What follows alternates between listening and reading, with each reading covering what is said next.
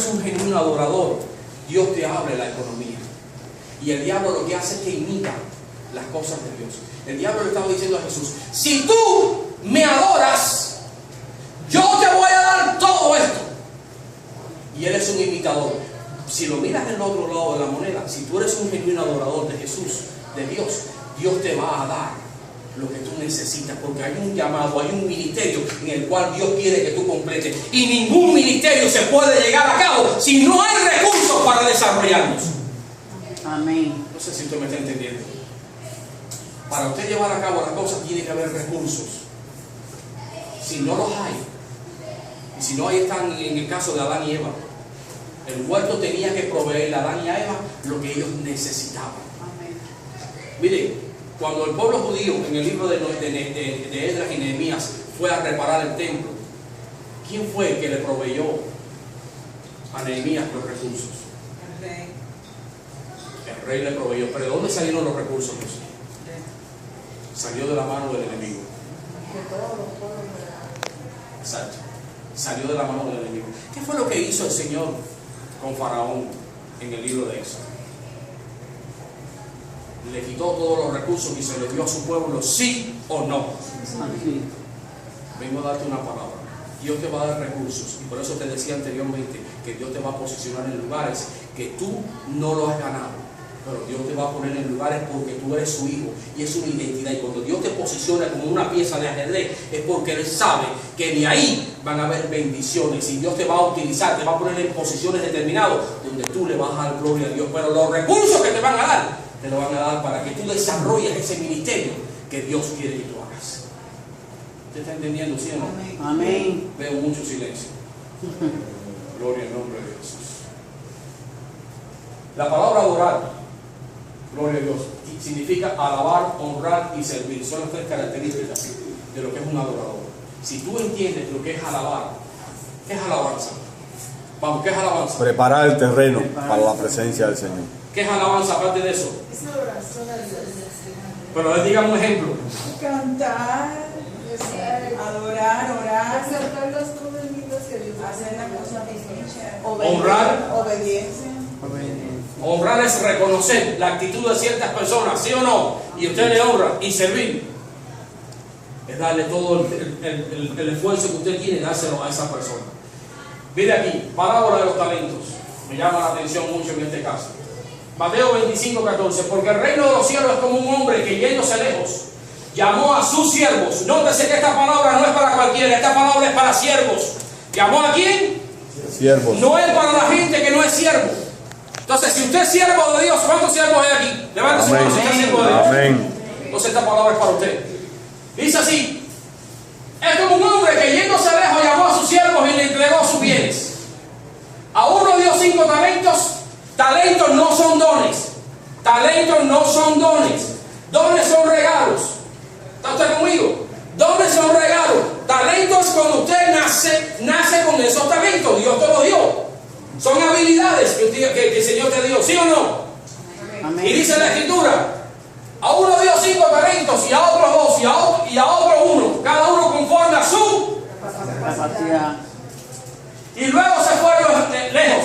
Y el que había recibido 5 talentos fue y negoció con ellos y ganó otros 5 talentos. Asimismo, el que había recibido 2 ganó también otros 2. Gloria al nombre de Jesús. Mira lo que dice. Al primero de ellos, mira lo que le dice el Señor: bien, siervo bueno y fiel. Mire la palabra de recompensa que le da Dios. Por favor, presta atención. Y esa palabra de buen siervo y fiel representa el agrado y la aprobación que el amo manifestó para con los siervos. Ese es el primer premio que Dios te da. Dios reconoce en tu carácter, trabaja en tu carácter, te da una identidad, te la marca dentro y te dice: lo que hiciste está bien. Eso te afirma en lo que hiciste, ¿sí o no? Amén. Sigue diciendo. Ve, la segunda recompensa no se presenta en términos de descanso, sino en términos de una oportunidad de servicio con mayor responsabilidad. Sobre poco has sido fiel, sobre mucho Te pondré. ¿Estás entendiendo que la voluntad de Dios para su siervo es ponerlo sobre mucho? Amén. Amén. Dios te quiere poner sobre mucho. Hay gente que le enseñan y te dice: no, Dios quiere que cuando tú hagas eso vas a entrar en descanso. No. El descanso es otra cosa. Dios te quiere posicionar a un nivel donde hay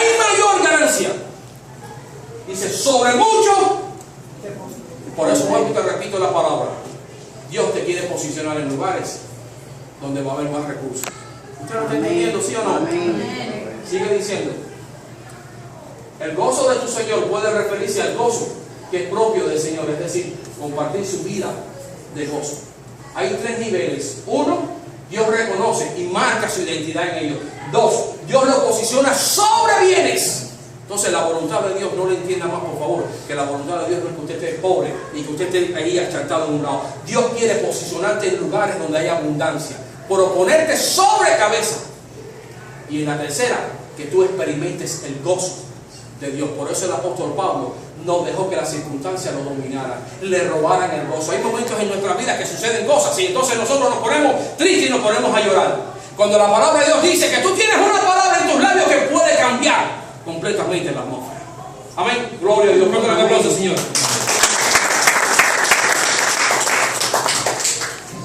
Mire esto. Pero el que había recibido uno fue y cavó en la tierra y escondió el dinero de su señor. ¿Era un siervo? Sí, era un siervo. Pero ¿qué es lo que pasaba con este siervo? Para que tú y yo lo hagamos eso. ¿Qué es lo que pasaba con, ¿sabe qué es lo que pasaba con este siervo? Que este siervo no conocía a su señor. ¿Sabes por qué? Porque más adelante él le dice, ¿tú sabes por qué lo escondí, Señor? Porque yo reconozco que tú recoges donde no sembraste. Yo reconozco que tú tienes autoridad y que tú eres un amargado y que tú haces todas las cosas con violencia.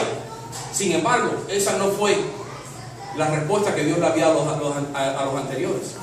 Al del anterior el Señor le dice, ¿sabe qué? Ven, entra en mi gozo. Yo te voy a posicionar en mi gozo. Y sin embargo, este tenía una actitud equivocada con referente a Dios. Eso es lo que nos pasa a veces a nosotros, que tenemos una imagen de Dios completamente torcida y no entendemos. Entonces cuando nos dan algo, lo hacemos todo al revés. Amén. Gloria al nombre de Jesús. Quiero terminar con esta palabra, la palabra de fe. Romanos 10:8. Más. ¿Qué dice? Cerca de ti está la palabra, en tu boca y en tu corazón. Esta es la palabra de fe que predicamos. Quédate ahí nada más. No sigas acabado. Porque ahora te voy a explicar qué quiere decir. Mira lo que Dios te está diciendo en esta mañana. Por favor, escucha. Mira a ver la palabra que sale de tu boca. Porque dice así. Más que dice, cerca de ti está la palabra, en tu boca y en su corazón. Entonces, depende del problema en que te vayas a enfrentar, cuál es la palabra que va a estar en tu boca. Hay una palabra que Dios quiere que tú sueltes y es una palabra de fe. No sé si me están entendiendo. Amén. Pero hay una palabra de fe que va a estar en tu boca, en tu corazón, y esa palabra tú tienes que soltar. Ahora, esta palabra se soltó de acuerdo a la situación en que ellos estaban pasando. Por eso te dije que te me quedaras aquí. Había un momento en que una persona tenía que confesar que Jesús era su Señor, y esa es la palabra que él confiesa. Pero lo que te quiero decir es que si hay una situación económica en tu casa, tú tienes que declarar una palabra de fe en tu casa donde tú digas, ¿sabes qué? Señor, es tu voluntad que nosotros seamos prosperados en todo. Es tu voluntad. Yo suelto esta palabra porque yo entiendo que es tu voluntad para con mi hogar. Pero si en medio de la situación usted deja que la situación se enseñoree, usted va a empezar a decir, la cosa está mala. Vamos a irnos para Cuba otra vez. En Cuba la cosa está mejor. Hay salud gratis. Yeah, all right. Ahí no tienes que pagar nada. No, claro, si estando ahí se fue la luz como 2 o 3 veces. El agua llega cada 2 horas al día. ¿Y cómo hace el pastor? Bueno, que tienen tanques en bases ahí, llenan ahí el agua. Si usted empieza a declarar una palabra en sus labios que es contraria a lo que la palabra de Dios te enseña, entonces no vas a ver un cambio en tu vida. Porque dice la Escritura que el vientre se sacia del fruto de la boca. Tu vientre, lo que llega a tu mesa, es por el fruto de tu boca. Si tú le dices a un niño, tú eres malo, eres malo, eres malo, eres malo, va a ser malo. Porque la palabra no es todo. Ahora yo entiendo, hace un tiempo atrás, cuando Dios me dio aquella visión referente a la iglesia, y Dios me llamó al pastorado. Ahora yo entiendo, porque la visión, yo terminé la visión diciéndole al Señor, ¿qué les voy a dar yo a ellos? ¿Qué les voy a dar yo a ellos? Y la Escritura dice que no solo de pan vive. Por favor, vive. Tu vida no consiste de pan. No solo de pan vive el hombre, sino de toda palabra que sale de la boca de Dios. Si no comes palabra, no va a haber vida Zoe en ti. El pan y el vestido son añadidurías. Si no comes palabra, por eso le dijeron a Isaías y a Ezequiel: cómete el libro, cómete el libro. Por eso yo te digo a ti, ¿cuántas veces lees la Biblia? ¿Cuántas veces tú comes palabra de Dios al día? Amén. ¿Cuántas veces lees la Biblia? Te lo está diciendo. El Señor Jesucristo, cuando le responde a Satanás, le dijo: no solo de pan vive el hombre. Vive. El pan es parte, pero la vida tuya no va a consistir de pan, sino de toda palabra que sale de la boca de Dios. Por eso a veces no tenemos éxito en nuestra vida. ¿Sabes por qué? Porque no comemos Amén. palabra de Dios. Amén. Si no comes palabra de Dios, no va a haber lámpara dentro de ti. Si no hay lámpara dentro de ti, no va a haber dirección dentro de ti. Y no va a haber consejo. Y no va a haber guianza para nadie alrededor tuyo. Amén. Amén. Amén. Te lo voy a volver a decir. Tu vida no consiste de lo que comes materialmente, sino de toda palabra. Come palabra. Pastor, lee la Biblia. Lee la Biblia. Cuando yo entendí eso en la visión que el Señor me dio, yo le decía al Señor: ¿qué les voy a dar yo a ustedes? Lo que me estaban diciendo: busca la palabra. Eso es lo que le vas a dar. No es palabra tuya, es palabra de Dios.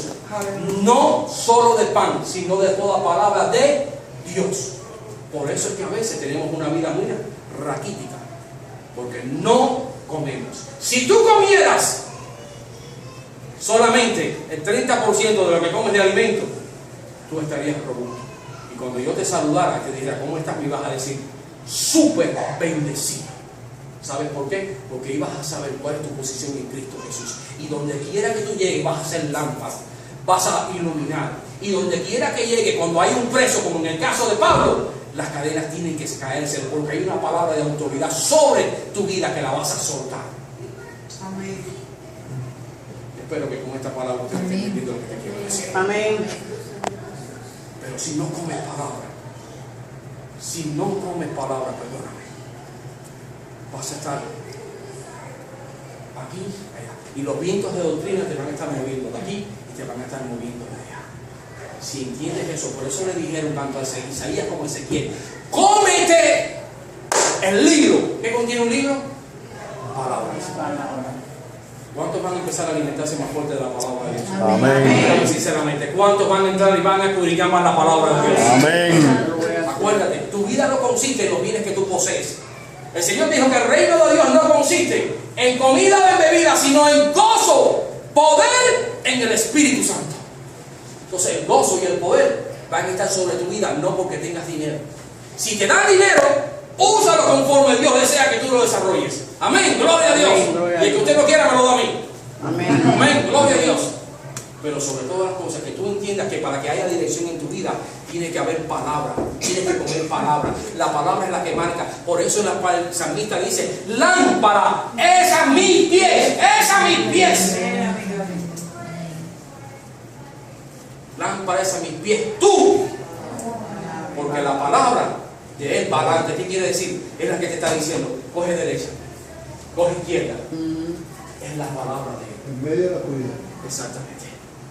Entonces, ¿qué pasa? Que nos pasamos todos los días comiendo y comiendo y comiendo sabroso. Y no me mira a mí, pastor. Pero si usted no come palabra, perdóneme. Amén. Por mucho que yo te ministre y por mucho que te diga, no te va a servir. Tienes que comer palabra de Dios. Y entonces Dios te va a dar la dirección.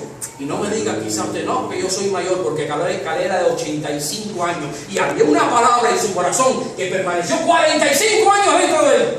Amén. Y esa palabra de Dios lo mantuvo firme. Y a los 85 años llegó donde estaba Josué y le dijo: oye, dame el monte de Hebrón. ¿Por qué? Porque Dios. ¿De quién era la palabra? De Dios. Dios dijo: ese monte es mío. Amén. Amén. Y él se dejó guiar por la palabra de Dios. Así que no me digan por la edad. Él tenía una palabra dentro y esa palabra lo mantuvo vivo Porque la palabra de Dios es espíritu y es vida. Amén. Y él le dijo a Josué, dame el monte de Hebrón. Y tú estabas de testigo. Dámelo, porque voy a conquistarlo. Me voy a dejar guiar. La palabra de Dios me marcó un destino. Eso es lo que estaba diciendo Caleb. La palabra de Dios me marcó el monte de Hebrón. Y voy al monte de Hebrón. Y dice la escritura que en el monte de Hebrón habían gigantes. Pero ese hombre contaba con uno mucho más gigante que los propios gigantes que estaban ahí. ¿Cuántos dan aplausos?